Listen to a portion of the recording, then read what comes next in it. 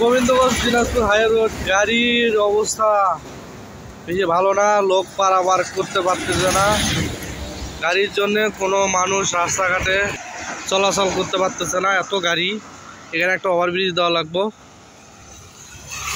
আপনারা দেখতেছেন দিনাজপুর হাইওয়ে রোডে গাড়ির মেলা বসেছে, গাড়ির জন্য মানুষ পারাপার হতে পারতেছে না রাস্তা।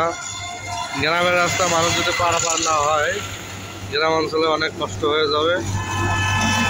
গ্রাম অঞ্চলের মানুষেরা এই রাস্তা দিয়ে সব জায়গায় যায়, হাট বাজার।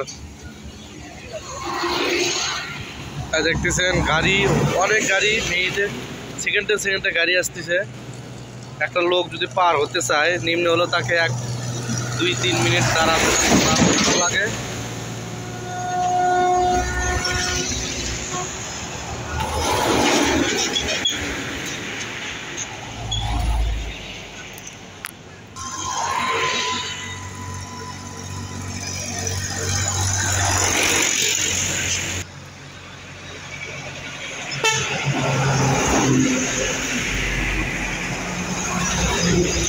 এত গাড়ি, সেকেন্ডে সেকেন্ডে গাড়ি আসতেছে।